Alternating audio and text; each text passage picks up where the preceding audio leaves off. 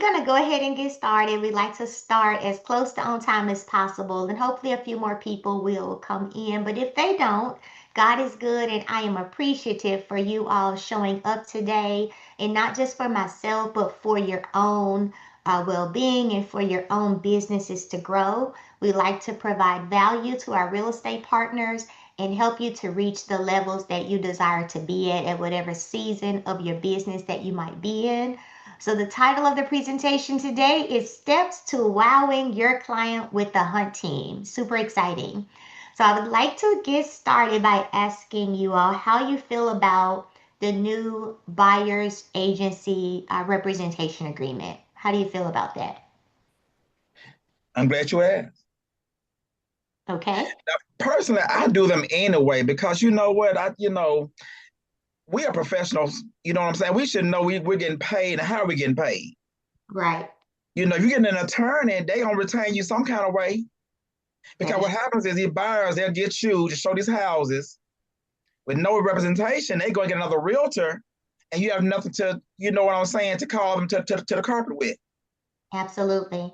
So are you doing your buyer's representation meeting prior to handing them off to us as your referral partner?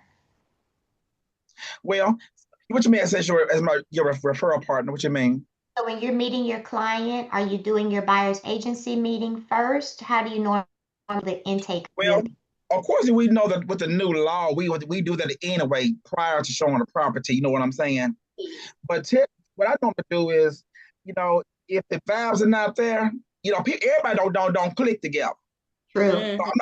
I'm not gonna make you work with me if I'm not. I mean, I wouldn't even force it.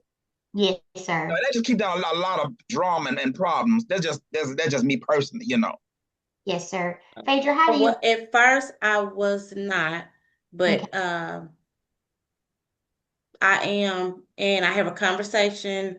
So now when I meet with somebody, I have a conversation. I explain the buyer's agreement, and verify if they in fact want me to be their agent. Um, and then I do send them the buyer's agreement. I do it at the same time. I refer you and then do the buyer's agreement. Okay. And Um, Miss Mandy, you want to share how you and Mark do it? Yeah, so I appreciate the buyer's agreement as well. I mean, we were always doing it before. I liked that it's mandatory because just like Ron was saying, because some people will just use you just to open a door. So I do like the buyer's rep agreement. So yes, we get those signed.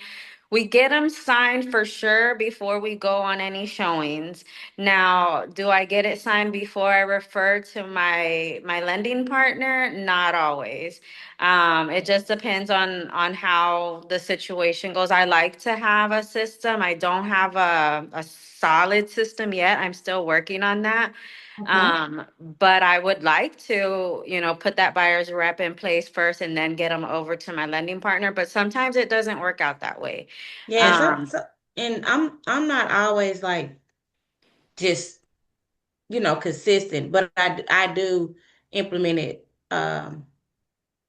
include it in the conversation because, yes. like you said, man, it's kind of like each client is different, so you kind of trying to even fill out and to piggyback off of Ron said and see if you guys are gonna even be a good fit, you Right. know.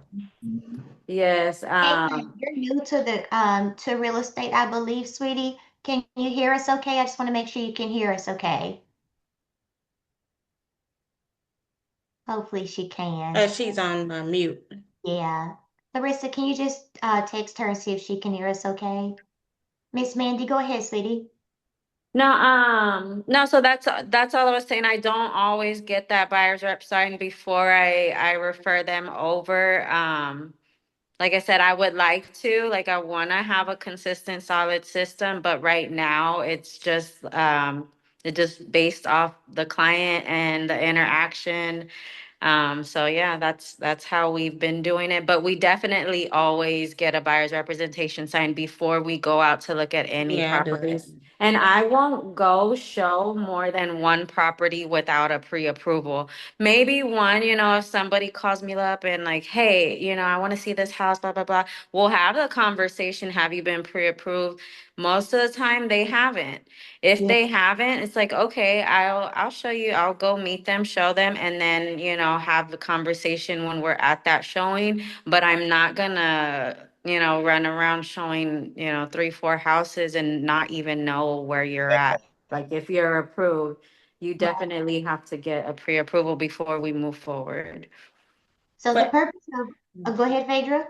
oh, I was going to say that that is one of my goals that I'm setting for myself for 2026 because long as I've been in the business, I have not been, this is my personal thing. I don't feel like I've been good to myself as a professional. So that's one thing that I am going to be strict on because that's just like when we're shopping for ourselves individually, we know if we want to buy something or if we don't want to buy it. And if we want to buy it, we go ahead and take action. So, we just can't keep tolerating, Yeah, people not knowing what they want to do and having us in the mix of it. So that's one thing that I am going to be more strict on. I'm not going to force anybody, but I'm going to be more strict on building a relationship and to solidify that relationship that comes with signing the buyer's agreement. And if you're not ready at the time, you can call me back when you have time because once we refer to the hunt team, then we're pulling them into the scenario with the person that's not quite ready. And I understand it's a new, buying a house is a new thing, but I just take it personal when you refer somebody. We're working hard yeah, together for them, and right. then when the hunt team is sending out, emails and text messages, and they're copying us on the email and text messages, and you have clients that called and said, "Hey, I'm ready today," because I try to ask them, "Are you ready now?" And then they ignore it. That bothers me. I don't like that. So, Yeah. if you're not ready, and if you say you're ready and then you're ignoring text messages and stuff like that, it's gonna have to go Yeah. on. So the purpose of this call, y'all, it's a lot involved in here. And I really want you to take like 2 or 3 things that you can implement and get ready for 2026. And it really all starts for each one of us knowing who our ideal client is. So I'm Mhm. going to tell you one qualification that I have for my ideal client. And all of you should know who my client is. Do you all know who my client is? Who is my client? Phaedra, Ron, Mandy, Miss Jackie, she left. But realtors or my referral partners are my clients. Now, your clients are the buyers and the sellers that we're working with. We happen to get them as a client, but they are truly your client. And if you have an idea of what your perfect client looks like, if you write that down, who is your perfect client? Are they someone who's timely, have integrity, who are responsive? Write down those qualities. Are they ready to move forward now? Write down the things that are important to you in working with the client. So I have various characteristics I'd like in my ideal realtor partner. However, some may possess things differently than others, and I have to determine if that's someone I want to work with and build with and help them build their business. So I would like for you all to get to where you're closing your desired numbers. I know Miss Mandy and her husband have desired numbers they shared with me. Phaedra, you've shared your goals with me. Ron, we got to get one-on-one. But I want to make sure that we help you all attain those goals. So when we're working with your client, the next slide here just says we lead with honor, integrity, and partnership. That is so important. It doesn't mean that we'll always get along, we'll always be on the same side of the piece of paper, but it does mean we'll come together and we'll talk things through and we'll come up with the best way to work with your particular client because not every client is the same. I also want to go back really quick because y'all were sharing how sometimes you don't vibe with people. So just real talk today. This is about the fourth call with this lady. I finally realized we're gonna be like cool, like we're gonna be good. It took about 4 phone calls with this lady to figure that out. So sometimes you might not get the right taste from that person because of maybe something they've been going through that day, something that happened to them, an illness, a death. It's been so much going on, a bill that was late. Anything can have that person on the wrong side of the bed. So don't necessarily give up on it first interaction. Find the day, reach back out and just say, hey, I want to just check back in with you. I'm not sure, how your day was going, but I have a feeling that maybe everything wasn't up to par. Is there something I can do to assist you? So just check back in on them from a genuine place and see where it is that you can help them. But mostly everyone on here has worked with us, and so you know how we work. Um, but my goal is that we just continue to improve on that. After your buyer's consultation and your introductory with your client, 80% of the time, I'm using it for you, Miss Mandy, 80% of the time, you want to refer your client with honor to the hunt team. If you know you have a lender you trust and you love, refer that person to that company, that client, that team. You don't have to refer 3 and 4 different lenders. You're going to have a much less percent of getting that client to the closing table when you do that. And if you keep up with when you do it, you'll see what I'm talking about. You'll actually find out. If you keep up with the amount of times you meet with people via Zoom or FaceTime to do that introduction call or meeting, you'll see like what percentage of those individuals close and which ones don't. So you can feel confident sticking to your process. When people say, well, I don't have time to meet with you right now, but you have time to go look for a house? Of course, you can't say that, right? Right. You need a script to That's overcome. good. I like that. You need a response. So think about those 2 or 3 things that happen to you that happen often, and you're able to recover quick. Hey, I don't have time to meet with you for a buyer's consultation right now. Okay, great. So how is after 5? I have 6 and 6:30 available. How does that work for you? Maybe don't say why, just get the next best time. And we have to feed it back to them. We're doing these things because we want to take care of them. I want you to refer your client to me with honor because I want you to close them, Mm-hmm. right? It's not because I want to just win and get the money. That's not it. I want you to meet your goals, and I know this is how it works. So when you refer with honor, you're setting some type of expectation of what the experience is like. I'm going to refer you to Miss Tamika and her team. I've worked with them for a number of years. They're going to take great care of you. Here's what you can expect. When you do an introduction like that, they are looking for our call. They know how the process is going to go, and they're not going to run off calling 16 other people, and then those people refer them to their realtor. All right? So, referring with honor is about building a triangle of trust. Now, a lot of you on the call have had personal dealings with me, so it's pretty easy. But a triangle of trust is just us having each other's back. So when you refer to me, and then also when I have them on the call and I encourage them to continue working with you, or maybe I give you honor by saying, you saved them $1,000, or, you helped them negotiate the roof, and, so somehow the hunt team is going to also honor you in return. And that actually starts with Larissa on the phone. So when Larissa is calling and speaking well of you, of how they were referred to us, she's speaking and telling them how our relationship is with you and trying to help them go ahead and complete their application either by phone or electronically. So at the end of the day, we want to make sure that we have the same communication, just like a mom and dad to their children. We want to be saying the same thing, and we want to have each other's back, even if we don't agree. Can anybody give me an example of when that might happen? Of when what? When you have each other's back, but you don't agree.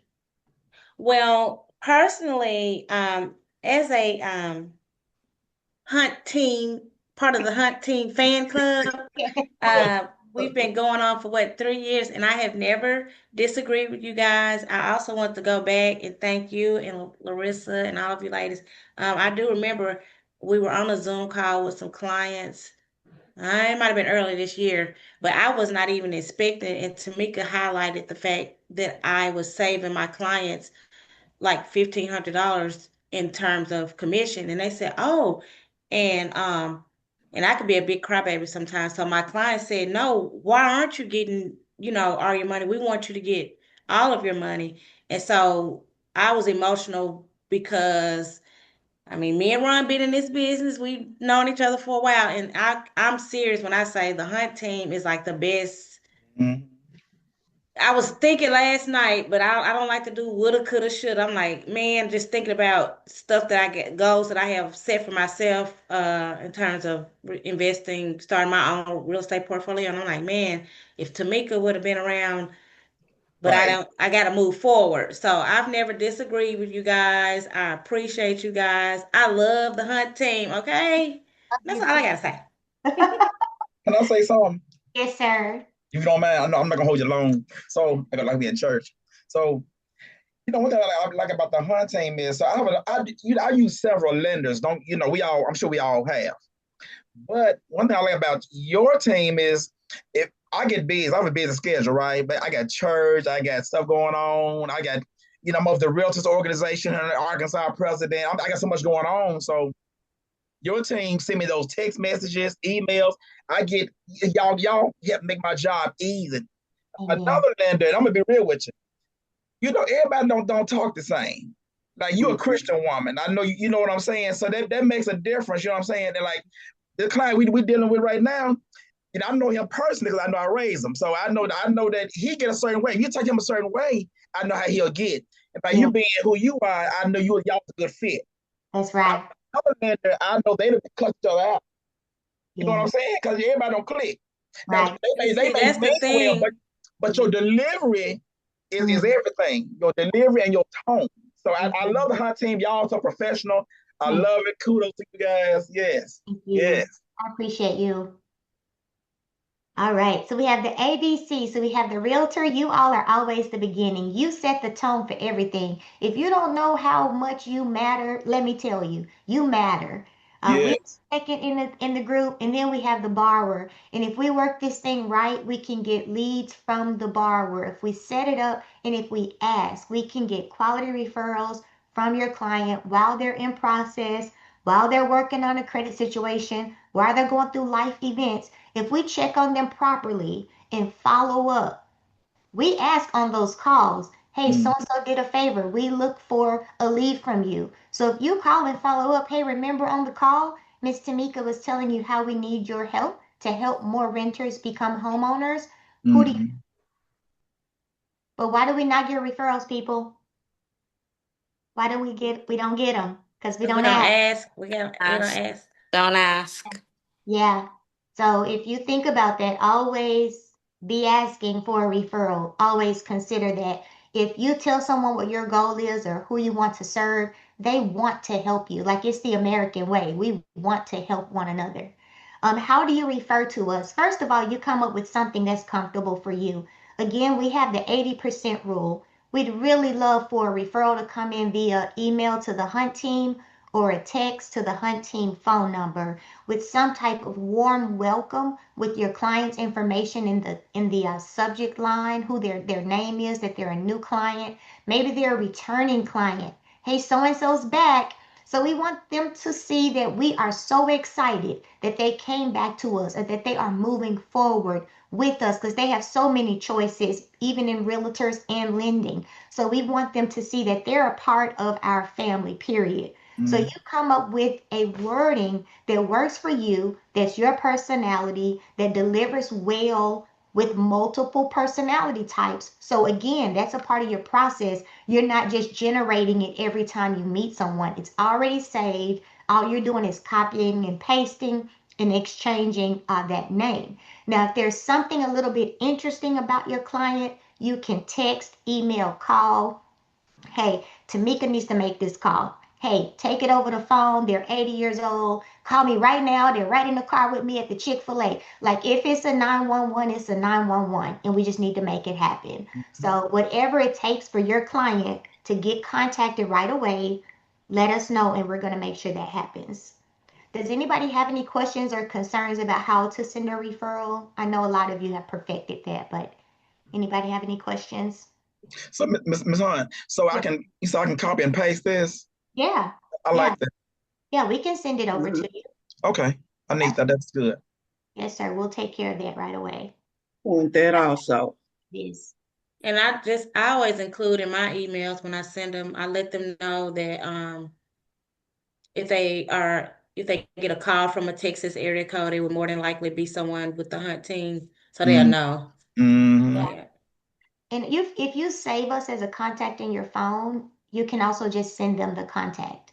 So you could also do that. Mhm. And then you could put in the notes, this is my lending partner, and they are going to Mhm. take great care of you. You could put that in your note for our contact, whatever you feel, what a blessing, a scripture, whatever you want to send them, something that again resonates with who you are and what you want to build, because we're building. Every time we send something, we are building, whether it's building up or being torn down. We're doing one or the other. We're not staying the same. Mhm. We're going to either grow or we're going to go. Which Right. is going to be one or And the one other. thing I do appreciate, because when I meet with a new client, I tell them about the hunt team and I let them know that I'm going to do an introductory email. And then right after my email, you'll get an email from the hunt team. So I let them know that it's how the process is going to go and make sure that they are ready for that. And I like the fact and I appreciate the fact that it actually does happen like that. I send my email and then within a couple of minutes, the hunt team is sending their email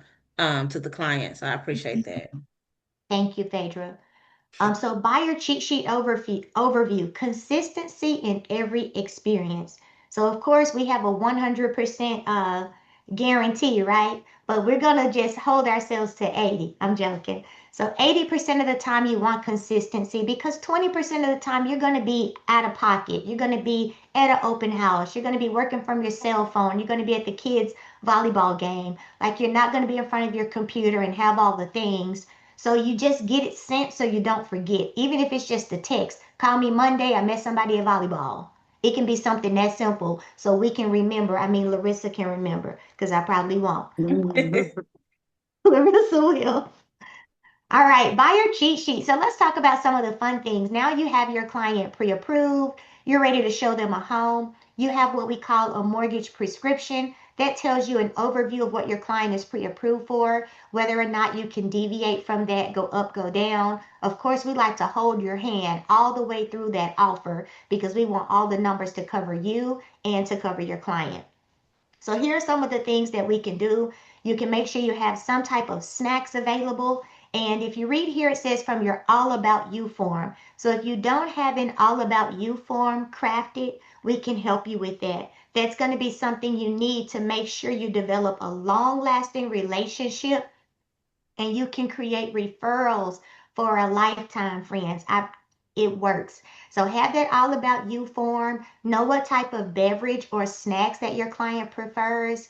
If you have a little box of children's toys or little Dollar Tree things that you can use, you don't have to spend a lot of money, but you can have a couple of things that you can keep in your car to just make it extra special. If you have someone and they're pregnant, maybe you have a little book from the Dollar Tree, a little first stories book that you give to them. And again, it doesn't have to be something different for each person. You could buy 3 or 5 of those books, or 3 or 5 packs of wet wipes, or whatever. It doesn't have to be something just so catered to them, but have something where you can show them you're thinking about them. And it'll also jog your memory. So when you give them something, they're pregnant, hey, what daycare are you going to send your child to? Have you thought about that?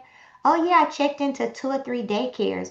Ask them personal questions. What is it that you're looking for in a caregiver? Oh, I really would like someone older, because you might have someone you can refer to them. So start Mm, taking the relationship deeper than the house while you're in the house. Mhm. It's going to tell you so much about your client. If you open the door, let them go in and don't say anything about the house. See if you can do that. And just ask open-ended questions. Don't say anything about the house. Hey, so where were you coming from today? Oh, I was at work. Oh, I remember you worked at UAMS, right? Yeah, I work at UAMS. What do you do there exactly? And they're just walking around the house. And you're just asking them questions about what they do. Oh, I've been there 20 years. You must know a lot of people at UAMS. Oh, yeah, I know everybody. Really? Okay. Make a note because this is who you're coming back to ask for referrals. Hey, do you mind if I come up there and maybe meet you at lunch? We can go in the cafeteria. Now you've scheduled a lunch with a person who can possibly refer you other people from her job. And by the way, you're having the lunch at the place where she works. All right. So start thinking about some of those things, having a little notepad. Again, you don't have to spend a lot of money. You can go to the Dollar Tree, buy a pack of pads and pens. It's really just the thought, truly. And ideally, you don't want a ton of things with your name on it or your company. You know, they know who you are at work. So you can just give them generic things. I'm happy with that. Arrive early to the appointment. Call on your way. You know, if you haven't gotten that beverage, you can say, hey, I'm on my way to meet you to show you property address, blah, blah, blah. Is there a certain beverage you'd like? I'm going to stop at the store real quick. Can I get you a water? You know, whatever. You don't have to do the Starbucks and all of that every time. Do what's affordable for you. Mm-hmm. Check in, of course, with the homeowners. Make sure you've done all the necessary things, turning on the lights, all the things you need to do. Sorry, I went too fast there. Having the booties, shoe coverings if needed. So, and then again, just making sure you're keeping that conversation more about them and going deeper in the relationship with them. That's how you're going to build advocates. You're going to find out what other things interest them so you can see where you can meet those goals while you get them to help you meet your goals. Does anyone have anything that they do that they want to share that they do that's a little bit outside of this list here with their buyers? No, but I'm Me, gonna show you guys because I wanted to support one of our clients, and so she makes shirts, cups. So I'm gonna show you what I ordered from her that I gave to a client. Okay. Hold on, people. Anybody else want to share something while Miss Phaedra goes into a secret closet? sometimes I show a vacant property. My pet peeve is having to stand up the whole time.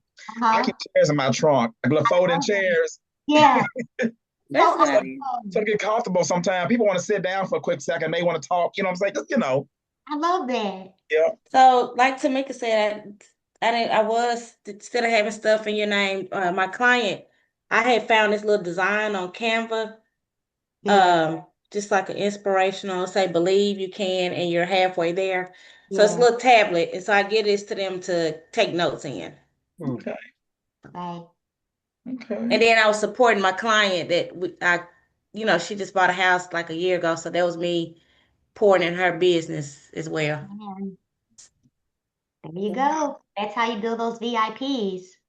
All right, so we talked about this a little bit, intro call from the staff or the team, just introducing those who will be involved. So some of you use transaction coordinators until you like build a staff member for yourself. So if you have a transactions coordinator, it's important to make sure those clients are passed off carefully, depending on where you pass them off in the process. You want to reduce any confusion, build familiarity, and makes the client feel that they have a full support system, not just one person. So even introducing us as part of your entire team, because we're going to support you. If you're at church, if you're wherever you're at, and you're like, Tamika, can you call Lucy because she had a question on her home inspection? And I'm going to call Lucy. I'm going to say, Lucy, what was that question on your home inspection? And she's going to ask me a question. I'm going to say, that's a great question, Lucy. Anything else? And she gonna say something else, and I'm gonna say, you know what? That's another great question, Lucy. Is there any other questions that you have on your home inspection? She gonna give me three more, and then I'm gonna say, thank you. Let me make sure I heard you clearly. I wrote down the following questions. Did I get everything? Yes. Awesome. Miss Phaedra's gonna call me back in 10 minutes. I'm gonna review these with her because what I'm not is a realtor. So I'm gonna have Miss Phaedra call you if that's okay. What are your availabilities the rest of the day? Oh, I'm available here and here and here. So it's not so important that clients know every place, every step where you are. You could be at the doctor's office. Mm. But if you need our help with anything, my entire team is here to help you. All right, so gifting programs, thoughtful gestures, big impact. We just talked about that, having things that's age appropriate for children. Another thing that I'm seeing too now, and y'all might be seeing it in your area too, but you're seeing a lot of elderly people living with the children. So you might want to even think about what are some of the cute little tokens that you can have for people who's caring for their mom or dad or a loved one. So not just children, but thinking about, hey, what are some cool ideas to come up with for people that's living like multi-generationally? Because if you show some love and support to a mom or a dad, man, you didn't want them over for real. So I would say let's think about things at all age groups. Let's see here. Anybody have any other things that they do as far as gifting programs for their clients? I don't have a program in place, but I try to, when their birthday is coming up or an anniversary, I'll try and do the tips treats. I know sometimes it can get pricey, so that's why I don't do it all the time. So all these other things that you're mentioning, that's really helpful.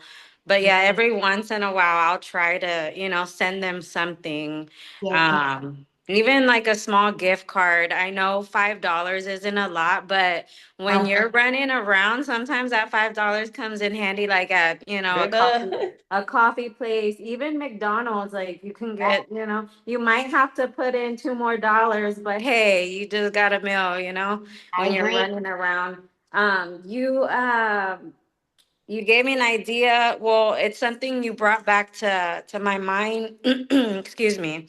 Yes, ma'am. About I'm sorry, about multi-generational and parents. So I feel like I always connect well with older people. I like talking to older people. I like hearing their stories. I just, like connecting with them. So what I've been wanting to do is like go to maybe assisted living places and maybe volunteer there, or also like right now it's the holidays, like maybe take some like something socks, or I don't know, like, something small but thoughtful, or like helping with the bingo gifts or something like that. Yeah, But that'll be good. Because I yes, thought about that too. And a lot of old elderly people, sometimes they don't have family, yeah, they to don't come have visit anybody them. to go see them or talk to them. So that just brought that back to my mind when you mentioned that. That Awesome. was, Awesome. I was going to chime in. That was is still one of my best childhood memories growing up with my grandmother in church. We would always go to the nursing homes and we would take them bags with fruits and, Hmm. different nuts, peppermint, socks, stuff like that. Yeah. But it wasn't just so much as giving them the gift. It is the fact that they truly appreciate the companionship and the conversations, Exactly. especially around the holidays. So that's something that I'm Yes. trying to get with my brokerage. And we go out and do something like that, to give back. I, They make them feel loved. And yeah. that's funny you say that because we didn't go visit, but when I was little, my grandma, she worked in the nursing home. She was in the like she did the laundry and stuff. So Yeah. I would go with her like every now and then. I went to work with my grandma. So Yeah. I guess maybe that's why I have that. I don't know, but yeah, that's funny you mentioned that. Well, Oh, that's good. yes. It sounds like we're going to have some more volunteers. I volunteer at the senior center with my son Oh, project, and we do bingo at the Bulverde yeah. Senior Center out here. And it's just so adorable looking at those people. But it reminds you too of the generation. Like they come in there still dressed up, like Mhm. makeup, dressed up. They can barely like move their little Yeah. bingo thing, but they are not messing around. Their hair is done. They are cute, honey. But Mhm. I And love I volunteered Yeah. for CareLink for like 3 years. I did Meals on Wheels on my lunch every Wednesday. So it. I did that, and I Okay. missed doing it, but yeah. So maybe think about that. What's going to be your give back, even if like this past year, let's say you didn't have much give back at all, because we're just doing life. So maybe this coming year you say, well, I'm going to do 4 hours of give back this year. And that's an hour a quarter. And you're like, well, that's not a lot, but it is. It truly is. If each one of us on here did 4 hours for the year, that is something. So start somewhere. And the same thing, Miss Mandy, when you're talking budget wise, think about the budget you have for the type of client you are delivering it to. So if it's one of your top VIP referral partner type clients, you'll have like maybe a $25 gift, right? But if it's just, hey, someone you helped this last year, you have them that $5 birthday gift. So maybe you have a tier system for how you're giving those gifts, and then you could kind of budget it accordingly. So for us, we don't send out a card on birthday, we call, and then we've created electronic cards. So that way you don't have to pay 75 cents for a card. Someone's going to throw it in the trash more than likely. But you call, you text, you can send them a video text, and that goes a really long way too. So I'm all about staying within what you've set aside budget wise, and then just growing from there as you can. I'm all about that. So you're all about you form. And again, we can craft this for you with your information on the top. Our marketing lady can do this for you if you need it. But this just helps you give a reason to call them for one. And you can say 5 people. You don't have to make it 500. You can call your top 5 people that you want to develop. And there's a reason why you want to develop them. They work at UAMS. They're the supervisor. They're easy to get along with. They had decent credit. Like, we want that perfect client duplicated, right? Remember we talked about the perfect client? We want that duplicated. The only way we can duplicate it is call those same type of people and try to build business with them. That's how we can duplicate that. So we call and just say, hey, I'd really love to develop you as one of my advocates. And they're like, what's an advocate? Oh, well, let me tell you about my advocate program, and then you tell them about what it means to be an advocate. You're someone I really enjoyed working with. Remember when we went to look at that first house and you said you hated that swing set, and then we found another house and it had a really nice wooden swing set, and da da da, and then the people came and repoed it before we closed? This is a real life story for me. Okay, but anyway, we'll go through that another time. But you remember something, like connect the dots. Remember when your puppy was sick, and then I told you I got a puppy, and find some way to connect the dot and say, hey, I am looking to grow my business. I want to work with people just like you. So one of my goals is to make sure you feel extra special. The only way I can do that is by completing this all about you form. Do you have 5 minutes?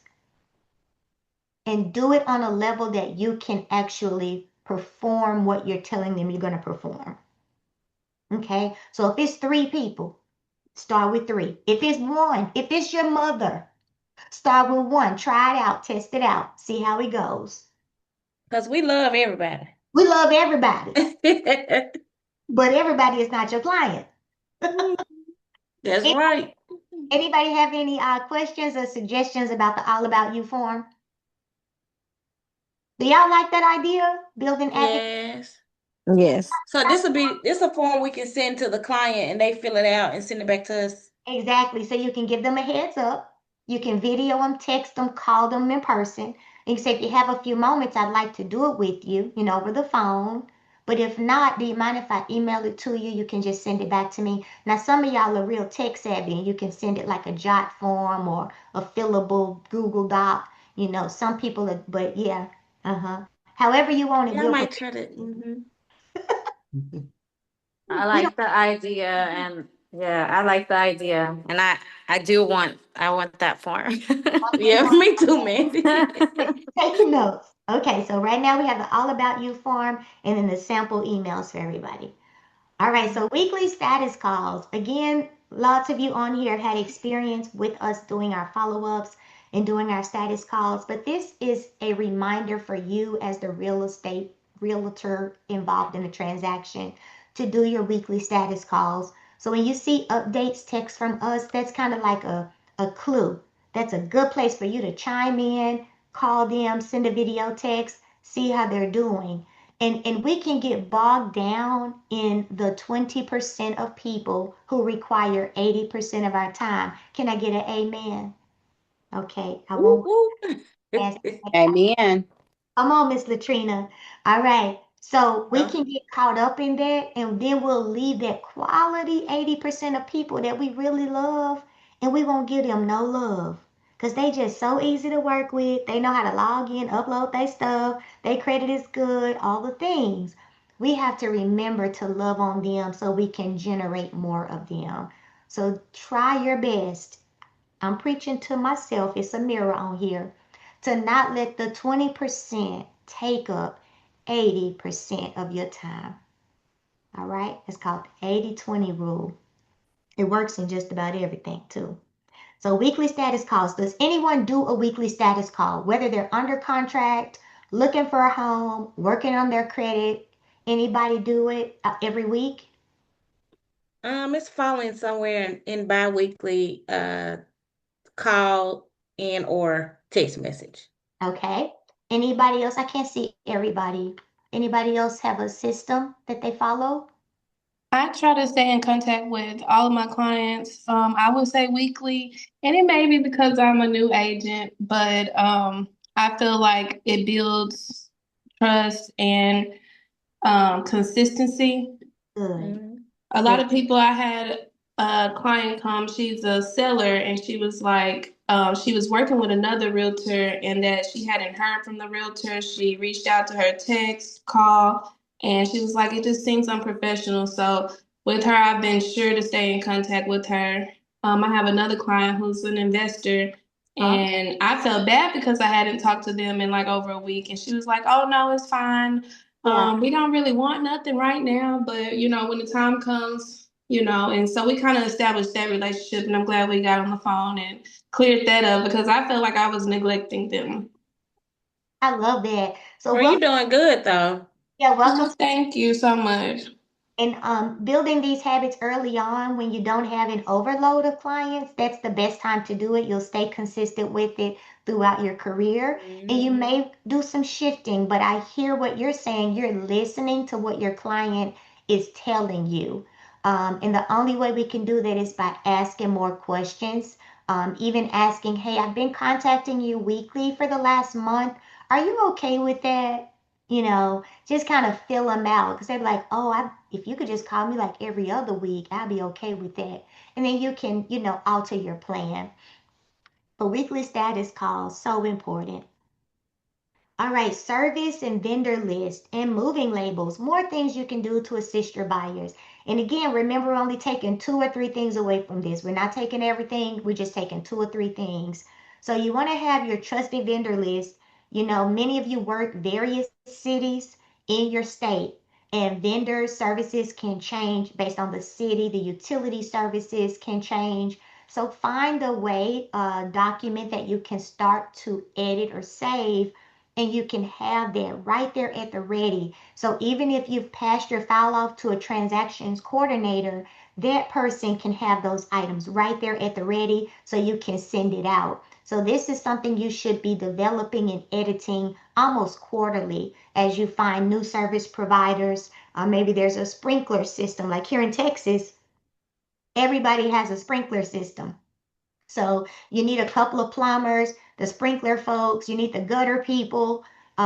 There's another thing we have here, Mandy. I can't think of it right now. Backflow. We have backflow. So we have the backflow stuff. So you have all these things that if a person's not really familiar with our area, they won't know, but they think you should know everything. So between us both, we probably know a lot, but developing that vendor list is going to help you save them time and save them money by working with trusted people. Now, last week I sent many of you a core training about developing relationships with VIPs, and vendors are part of that VIP list. So as you're adding people to your list, if you add, like we use a company called Moore Irrigation. So if I say, hey, Mr. Moore, and his name is actually not Mr. Moore, he just purchased Moore Irrigation because he's smart.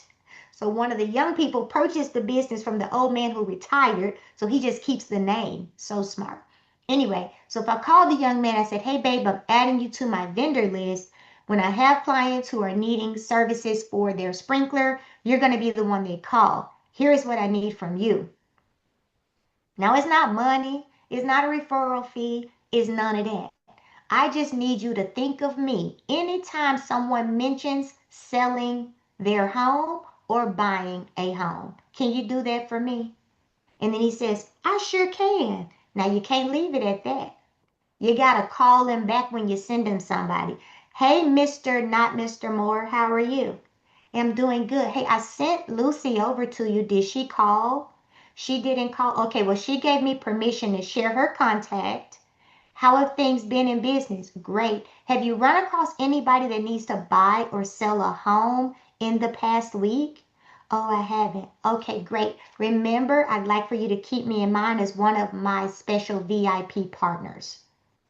Okay, so we should be getting referrals from the people we're working with, whether it's some type of value with building your business or some type of referral like home inspectors, different people like that, tradesmen that are going in and doing flooring for you and doing work. Sometimes they're running into clients who might need to buy or sell or get a CMA, and they can drop your name and send you a lead back as well.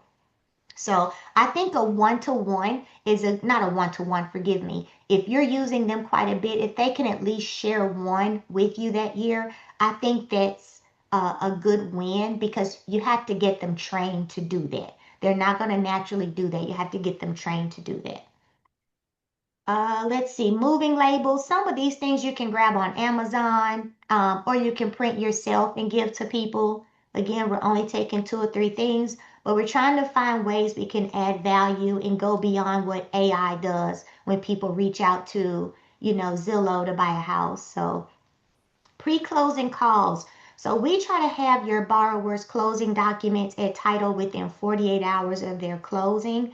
They have to be there that early if they're doing down payment assistance programs, but we ideally like to get their closing documents out so that they can review them. They can go in and look at their e-sign portal because our closings are electronic. So they can go through, ask questions, and if you've ever closed with us, you've gotten out of that closing in about 15 minutes, and you're out of there and you're gone. But that's because all their questions are answered before they get there by myself, by my processor, by title, by you, as well as you get more and more comfortable with things. So 48 hours to make sure your client knows where they're going. Some of you meet at your office to close. Some of your title companies have multiple locations. So it's important people know where to go, what to bring, and they're not scrambling the day of. So even if you don't have all the exact information, like maybe their closing dollars aren't to the penny yet, you can still give them the where to be, what to bring, show up early. It's your special day, we're taking a picture. You can give them all of that, remind them of why they bought the house. One of the things we're being reminded to do as well is to congratulate them on what they chose and why. Remember, you chose this house because of that wooden swing set. I keep going back to it. It's really a funny story. But anyway, um, aren't you glad? How do you feel now that we're getting super close to closing? Like, get their emotions going. Help them feel good about buying the largest thing and taking the biggest step that a lot of people are so afraid to take. And just pat them on the back. Remember, like, you've done this multiple times, but this is the first time that they've done it, and sometimes the first time their family has had an opportunity to get here. So let's not treat it like shopping at Ross.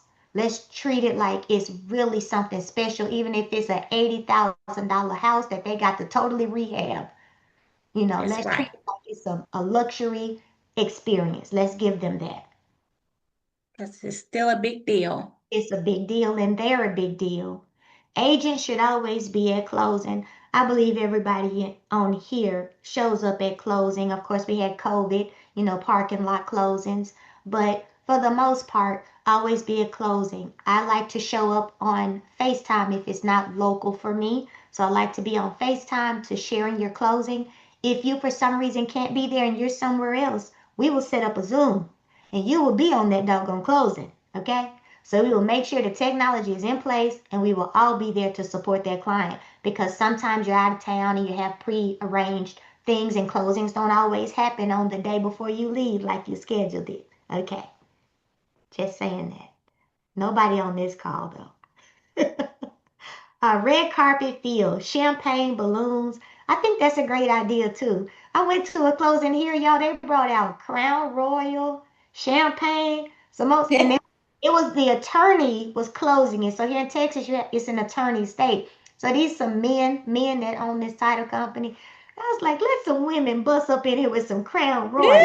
Y'all gonna be thinking something sideways with us. But yeah, I can say social media has definitely made closings, be that red carpet feeling for sure. I know there's this girl I follow in Atlanta, and she has a catered lunch or dinner, whatever the case may be, at every closing. And I don't know, she's bringing a table in and everything, but like some nice fancy chairs. I was like, okay, yeah. it's giving Atlanta. It's giving Atlanta, baby. And what we doing is we giving Miss Caitlin. So that's what Okay. we doing. So you figure out what that experience looks like for you For that you. speaks to you and who you are. Like I'm not gonna have a new outfit on at closing because I'm still wearing clothes from 10 years ago. So you know how I am. But if you do your experience and be true to yourself, and no one can fault you for that. Nobody. I do have a question. Has anyone, well, I guess, what are recommendations for gifts or ideas for closing with an investor? With an investor, that's a great idea. So depending, do your all about you form, right? Because we want to do this with these clients. We want to repeat, or we want to send them through the copy machine and make more of them. So you want those all about you forms. So if your investor is someone that does the work themselves, you might want to get them gift cards to Lowe's, Mhm. Home Depot. If they hire out the work and they have multiple properties, maybe they already have a ton of money, you maybe want to get them something that they can learn from, maybe a book or something like that. So listen in for what it is that is important to them. If they have a wife that's not really included, because sometimes you'll have that they have a significant other that's kind of feels like they're not a part of it. Maybe you find some type of gift that can bring them together, like a movie theater card or something. So I would say try to, like me, I send gift cards because most of my clients are away. So I try to do something that's easy for me, like financially and with postage. But because you're there, listen to your client and try to have something special. But if you can't quite get around to it, have your go to. So have your go to Caitlin gift, but when you sense the Lord telling you to do something different, we look at that all about you. And that's something also too that you can train someone else to do. So if you continue with what you're doing now, you should have an assistant at some point in your business. And those are things you can train. They can better hear like what your client needs as they're interacting with that client. Okay, thank you so much. Okay. All right, agents should always be at closing. We're getting toward the end, y'all. Closing gifts for kids and pets. So we kind of talked about this. Now we're all at these different stages and seasons of our life. So we can listen in and hone into what people need and have a few items. Don't have a whole closet full of stuff. LaQuanda, you hear me? But don't have a. I can only imagine what her gift. Yes, I was trying to hit my unmute. I can only imagine. Like I have an aunt with the gift closet, so you are never gonna have a birthday and she don't give you something. But again, set a budget for that. If you have a gifting budget of $50 a month, see what you can pick up for that $50, and then use your creativity and put those couple of things together. Have them set to the side, ready to go. Male, female, young, old, whatever it is, or just all in one. And I think just from my experience, it really is about paying attention during those moments that you have with them, conversations, when you're showing homes and they're talking about things because not it's not a one client fits all. Exactly. You have some clients who they prefer to get their own whatever for their homes. They're very picky, and it's okay. It's not a bad thing. They know what they want. They have a direction they're trying to go in with their decor or whatever. So it's good to give them gift cards. When I've worked with investors, mostly worked with investors who are just like on the go. They could care less. A lot of times they're not even in the area that that you are when they're closing. And Right. so for some of them, not getting a gift is not really like an insult to them. But with me personally, when I've been on the opposite end, one of the things that have always touched me more than I'm being truthful than any monetary gift is handwritten notes or cards from the opposite side. Yes. I still have notes and cards from the hunt team, whether it was from me sending a client or me being the client, Yeah. that I still have in my, where I can visibly see it. It motivates me sometimes when I'm just, having a day and I look at that and it's like, thank you for being you. We appreciate you being a part of our team. Those to me matter, and especially when they're handwritten and signed, the Mm-hmm. impact, you just really don't understand how a person feels when they know you've taken time out of your day to do something and write something personal. And not saying they don't appreciate the gifts and things like that, but and then I had a client who her son passed away. He loved roses. And Mm. so one of the things that I got her was a rose to plant in her garden and her flower bed, because she said roses, reminded her of her deceased son, in a good way. And you have to pay attention because you don't want to trigger anybody. Right, But right. so it's going to be one of those things as you go along, you'll get to know your Mm-hmm. clients and then see what's suitable. Right. Yeah. So definitely take away from that the handwritten note. We're taught that as well in coaching, that handwritten note is very important. And something just came to me about the investors. If they're a repeat investor of yours, maybe every other transaction and they close, you sponsor their home inspection, you know? So there could be another way you can give them a little bit of a discount or a credit for consistently using you. Because LaQuanda's right, they don't necessarily need your money because they have money. Mm-hmm. Yeah, that's good. All right, so food on moving day. So we just kind of talked about this a little bit, food at closing, box lunches, having water. Now you can basically get like a couple of pizzas from the grocery store, heat it up, cook. Like here, you can get pizza made at HEB for like $10 for a really large pizza.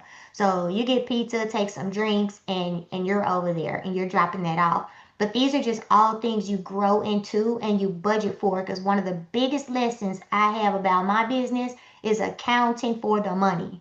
Accounting for the money. Where did you spend that money? Did you see your growth because you spent it? Like what happened as a result? And to do it at a level that's affordable for you. All right, in-home visits. So again, this is one of the things that will help you stay encouraged about the business you're in. It's not easy. Every day in real estate is not easy. But if you go to one or two houses a month that you've helped close with, and you stop by that house and you drive around and you walk up and you knock on the door, it's going to reinvigorate you. It's going to to keep going, to keep knocking, to keep making calls, to get turned down, right? Or to have a hard transaction or something that falls out with an inspection. And you're like, why am I in this business? Well, you're in it because it's extremely important. And we really need quality real estate to stay in this business. And all of you on this call are there. So we really need people with integrity to continue so that this industry, can stay in the hands of individuals. Lord, it's getting crazy.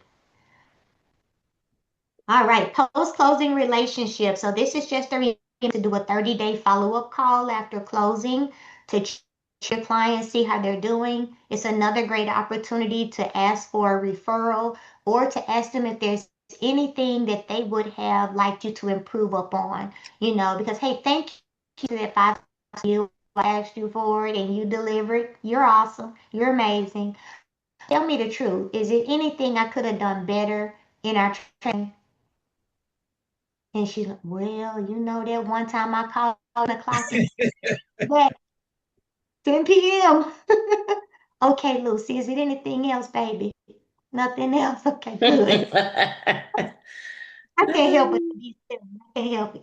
But you get my point. You can call and thank them. You can tell them, you yourself a 10. You're always looking for ways to improve your business and you need their help because you respect them. You respect them as a client. They were easy to work with. And then again, that's another opportunity for you to do set an expectation for the future. I'm going to be calling you on an annual basis. We're going to do an annual review of what the value of your home is and talk about whether or not you need to make any transitions or changes with your mortgage portfolio. That's me, with your real estate portfolio. Mm-hmm. Make sure you look at what their 5-year goals are. Build that long-term lead. Like, hey, I know we just closed like 30 days ago. Well, where do you think you want to live in 5 years? Don't say that. Hmm. Build that, set the stage for the next transaction. Set the next transaction up right after this one. This is not their last house. They're going to move up, they're going to move down. I don't care what people say. But let them know that you're still their go-to person in 5 years. And that's why our check-ins and follow-ups are so important. The lady we closed recently was in our database for 10 years. And you know what she said? Y'all call me on my birthday every year. Mm. Do I remember really calling? I don't remember, but we try to call everybody in our database on their birthday. We try our very best. Some of them are not even ready to buy a house. They working on their credit. We still try, don't we, Larissa? We try. We try hard. It's hard. Hey, Miss Hunt. Yes, Hey, sir. how long have you been with Cross Mortgage? Cross country about 3 years, but I've been in mortgage for 20 years. Okay. Yeah, Well, cross that's in country 3 years. lender, huh? It's been more than 3 years. But cross country, no, no. No, I've been with the Okay. same bench though for over 6 years. So I've been in coaching for about 6 years. And Okay. so I try to pass along what I use and what I know to you because I pay for it every month.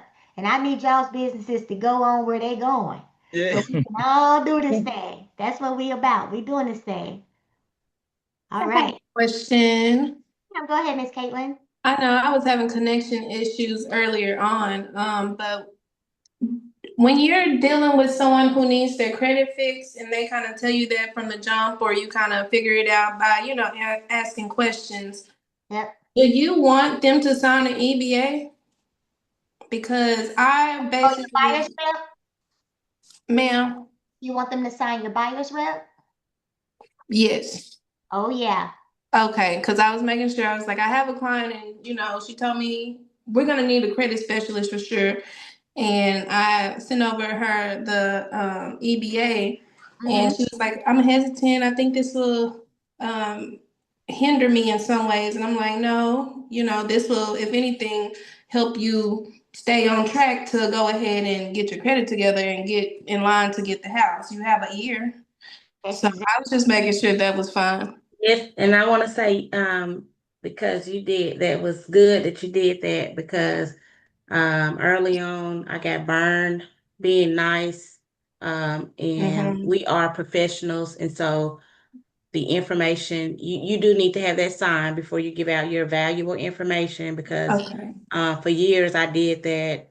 Um, Like and trying to I be always have a nice. quote. I have a quote that I've sold more houses than I sold, and that's because my information helped them buy a house, and they went through somebody else, but that was Mm. my own fault. So yes, ma'am.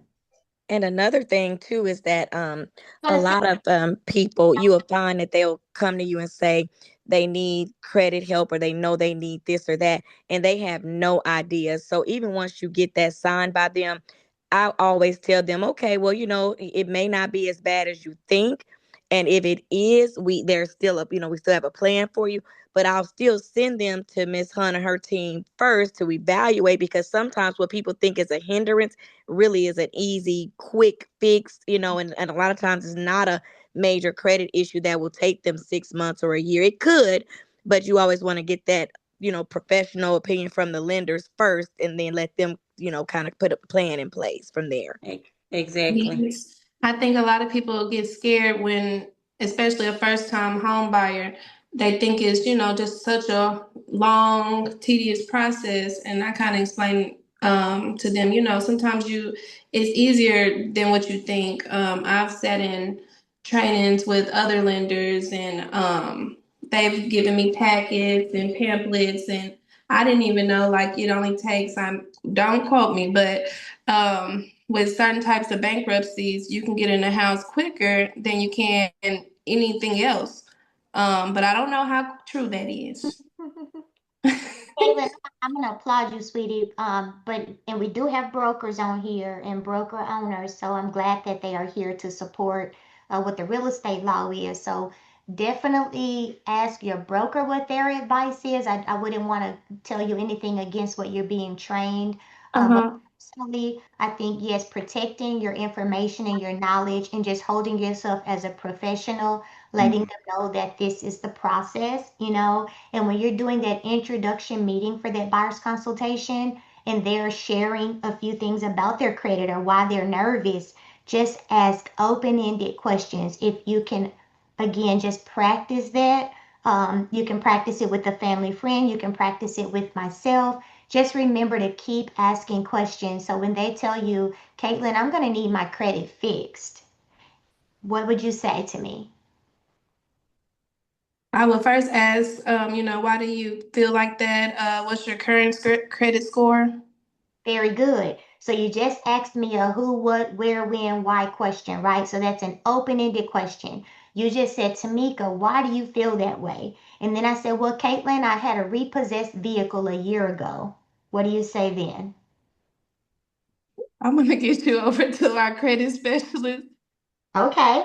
Or you can say, what, Ask maybe, were you coming upon, hard times or yeah. So you can just ask them to tell you more information. And okay, okay. until you Or get ask them did they verify if, because most of the time on repossessions, the car dealership resells the car, so they charge for the balance. So ask them if they verify the balance, because that's most time what they're responsible for most of the time. But until you get comfortable, Caitlin, you just ask them more questions. No yes or no's. No And yes. I think that's my thing. Like when I just said, I'm gonna refer to a credit specialist because I didn't know what to say at that moment. And I think it's more about getting more comfortable. Mhm. So And that's my exactly go-to response, Caitlin, when I first got in real estate and I didn't know, I would say, let me check on that for you. Mhm. Just say that, let me check on that, let me look into that, and I'll get back with you. Yeah. Yeah. exactly. I Or like Miss definitely Hunt said, to get as much information as you can. And then that way you can take it to, somebody who has a bit more information and say, listen, I didn't really know what to say, but they have a car that was repossessed. They said they potentially owe, $2,000 on it. It's been umpteen whatever years ago. And then that way when you go, Miss Hunt may say, oh, well, that's been X amount of time. It doesn't matter, or whatever. I'm just using that as an example, but whatever it is, because I had a client once, and he called and he said he really wanted to buy a house, and he said, but I'm just not ready right now. I think I'll be ready in maybe like 6 months to a year. Now I could have said, okay, 6 months to a year. Well, I'll tell you what. Let me put you on my calendar and check in with you, once a month, and see where you are. Blah blah blah. But I was nosy, and my nosiness paid off. And I said, so why do you want to wait 6 months to a year? He said, well, I work every day and I'm trying my best to save, and I'm just trying to save enough money to have for a down payment and closing costs. I said, oh, okay, I can understand that. And that's very smart. I said, but what if I told you there's a possibility of you getting money for down payment and closing costs? Would that change your time frame? He said, if I had the funds, I'd buy today. I said, give me a moment. Say no And more. yes, and he bought 30 days later. Say I know no. that's right. Yes. So that's definitely how you want to work it. Practice your scripts so you don't lose your opportunity. Practice your scripts. But Caitlin, you're doing great, sweetheart. Get your buyer's rep. Yes. Get them referred regardless if they're nervous. Like we always do a soft credit check. We never do a hard credit check. But if you can always say, hey, let me see if Miss Tamika's available right now. And that's one problem I have been having. I was told that when you're getting your credit pulled, a hard inquiry, basically you can get however many hard inquiries within 30 days and it'll be considered as one. And that's not true. I don't know if it's 30 days or 15 days because I've heard both. Yeah, it's not true. And Neither. because it But none or the same person. I can pull your credit for 30 days. uh-huh. Maybe one. But multiple Okay. people, it's not going to be just one. And if a person has not the best credit, it's going to let their credit score will fall. I've seen it too many times. And unfortunately, I got the information from I A would lot say a long-term lender, and so of course, I ran with that. Yep, a lot of them say that though. But when you specialize, Kaylin, just stick with the hunt team. Look, I love it here already. yeah, say that. But we've seen the change overnight. We've seen when they call us and they called us second or third, because we can tell when we get their soft pull. And their credit was 640 yesterday and it's 639 today. Uh-huh. So it's just, if their credit is not healthy enough, it can damage it. Just like if we don't have strong hair, we put braids on it. Kind of the same situation. You got to go by the strength of what you're working with. Can it carry all of that impact and the character and strength of your client? Because they get spoke to wrong, turned down, no call back. They're not going to buy with you or anybody. They're not going to buy. And so it's very important that we all treat everybody with respect and like we really value them giving us an opportunity to help them. Doesn't mean getting rolled over on and treated bad. You want to set your expectations, but I'm really proud of you, Miss Caitlin. Go ahead on, Me girlfriend. too. She better than I was. You Hey, got one that thing, I call. tried to add everyone that was on the call as a friend on Facebook. I'm trying to grow my realtor Come on, so Yes, ma'am. relationships. For it. So am I.